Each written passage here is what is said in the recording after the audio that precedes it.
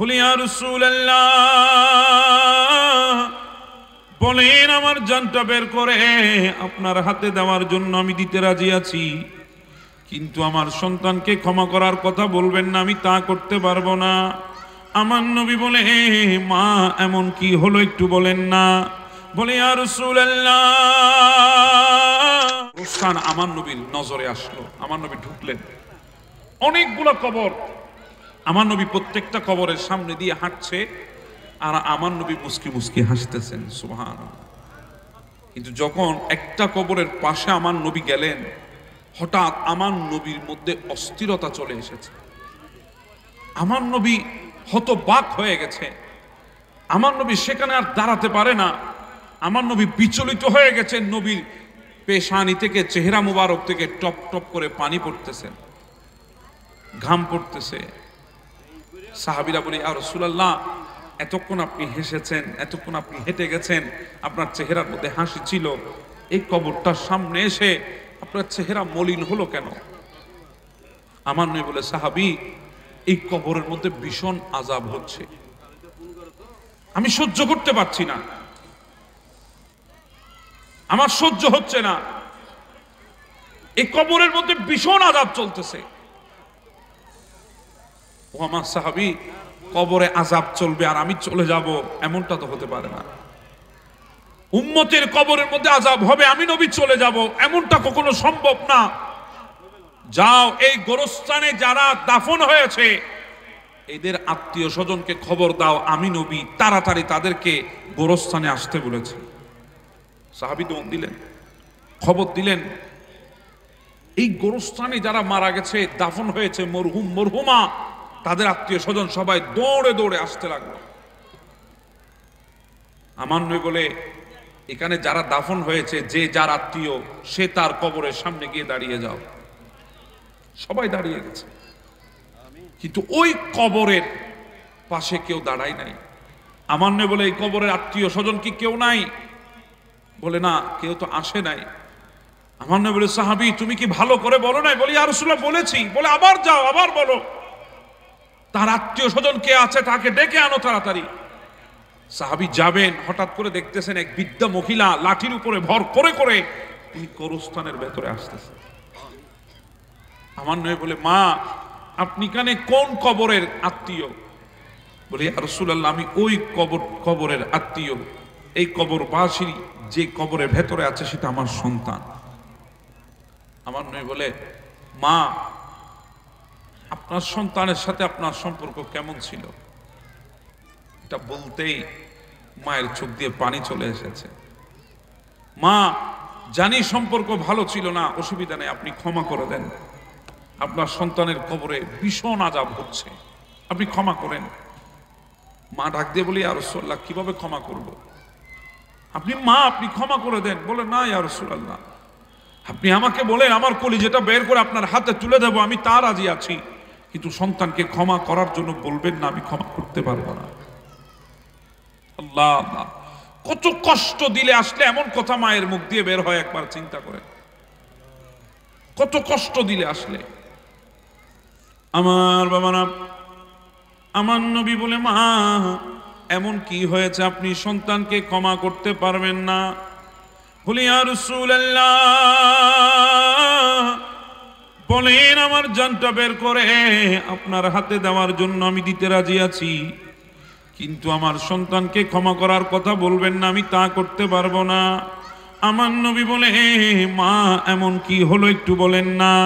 বলে, ইয়া রাসূলুল্লাহ, আমার সন্তান যখন ছোট ছিল, তার বাবা দুনিয়া থেকে বিদায় হয়ে গেছে, তার বাবা দুনিয়া থেকে চলে গেছে। আমার পরিবার, আত্মীয় স্বজন আমাকে সবাই অনেক জোর করেছে দ্বিতীয় বিবাহে বসার জন্যে। হুজুর, আমি দ্বিতীয় বিবাহের মধ্যে বসি নাই। যদি আমি দ্বিতীয় বিবাহ করি, আমার দ্বিতীয় স্বামী যদি আমার সন্তানকে মেনে নিতে না পারে, তার তো কষ্ট হবে। আমি আমার সন্তানের দিকে তাকাই, আমার যৌবন কুরবান করে দিয়েছি। ওগো ইয়া রাসূলুল্লাহ,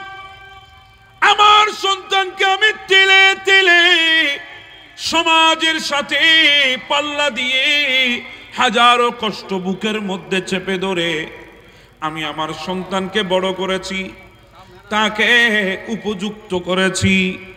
সে যখন যৌবনে পা দেয়, নবী গো আমি তার বিবাহের ব্যবস্থা করেছি, আমার সন্তানকে বিবাহ করিয়েছি। আমার সন্তান জিন্দেগিতে যখন বউ পেয়ে গেছে, আমার সন্তান আমার সাথে আর ভালো ব্যবহার করে না, আমার সন্তান আমার দিকে ফিরেও তাকাই না। ওগো আল্লাহর নবী, আকা ইয়া রাসূলুল্লাহ, একদিন আমার সন্তান ঘরে এসেছে। আমার সন্তানের বিবি, আমার পুত্রবধূ আমার সন্তানের কানে কানে কি যেন বলে। আমার সন্তান সহ্য করতে না পেরে এমন ভাবে দৌড়ে এসে আমাকে মারধর করেছে। ইয়া রাসূলুল্লাহ, আমি আঘাত সহ্য করতে না পেরে বেহুশ হয়ে গেছি। আমি কয়েকদিন বেহুশ অবস্থায় ছিলাম, আমার শরীর কত বিক্ষত হয়ে গেছে, আমি বেহুশ হয়ে পড়েছিলাম। ইয়া রাসূলুল্লাহ, আমার সন্তান একবারের জন্য আমাকে দেখতে আসে নাই। ইয়া রাসূলুল্লাহ, আমাকে বারান্দার মধ্যে আমার সন্তান ফেলে রেখেছে, একবারের জন্য আমাকে ডাকতে আসে নাই, আমার জ্ঞান ফেরানোর চেষ্টাও করে নাই। ইয়া রাসূলুল্লাহ, যখন কয়েকদিন পরে আমার জ্ঞান ফিরে আসলো, আমি আল্লাহর দরবারে হাত তুলে বললাম, মাওলা, যেই সন্তানের জন্য জিন্দেগি কুরবান করেছি, ওই সন্তান এত কষ্ট দিয়েছে, ইয়া আল্লাহ, দুনিয়ার বুকে আমার সন্তানকে তার বিনিময় দিও না। আমার দুনিয়ায় আমি যতদিন থাকবো, আমার সন্তানকে আমার চোখের সামনে কষ্টে রাখিও না, শাস্তি দিও না। কারণ সন্তানের কষ্ট আমি মা সহ্য করতে পারবো না। কিন্তু আল্লাহ, যেদিন দুনিয়া থেকে চলে যাবে, কবরের মধ্যে এর শাস্তি তুমি কিন্তু অবশ্যই দিবা। ইয়া রাসূলুল্লাহ, আমি আলহামদুলিল্লাহ বললাম, আল্লাহ শুকর আদায় করছি, আমার আল্লাহ আমার দোয়া কবুল করেছে।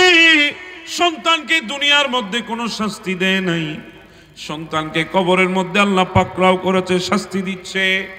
এই জন্য আমি আল্লাহর দরবারে শুকর আদায় করেছি। আমার নবীর চোখের পানি দাড়ি পর্যন্ত ভিজে গেছে কথাগুলো শুনে। আমার নবী বলে, মা, অবশ্যই আপনার সন্তান বড় অপরাধী, কিন্তু মা বুঝাইতে পারবো না কত কষ্টে আপনার সন্তান কবরের ভেতরে আছে, কি শাস্তি সে পাচ্ছে। আমার নবী হাত তুলে বলে, আল্লাহ, এই বৃদ্ধ মায়ের চোখের পর্দা উঠাইয়ে দাও, সে যাতে কবরের সন্তানের শাস্তি দেখতে পারে। এই দোয়া করার সাথে সাথে আল্লাহ ওই মহিলার চোখের পর্দা উঠাইয়ে দিয়েছে। ওই মহিলা বৃদ্ধ মা সন্তানের কবরের আযাব দেখার সাথে সাথে আল্লাহু আকবার বলে চিৎকার দিয়ে বেহুশ হয়ে জমিনে পড়ে গেছে। কিছুক্ষণ পরে যখন জ্ঞান ফিরে, আমার নবীকে ডাক দিয়ে বলে, ইয়া রাসূলুল্লাহ, এত কষ্ট বুঝি কবরের শাস্তি, কবরের আযাব?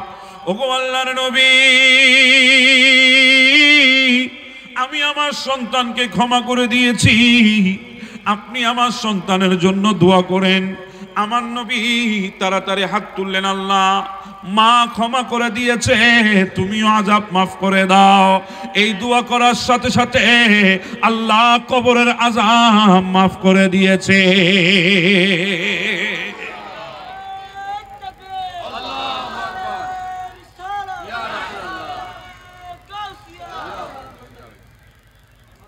এজন্য বলছি, মা বাবার সাথে খারাপ ব্যবহার করবেন না। আপনি দুনিয়াতে পার পাবেন, দুনিয়ার শাস্তি এগুলা কিছুই না আখিরাতের 1 সেকেন্ডের শাস্তির সামনে।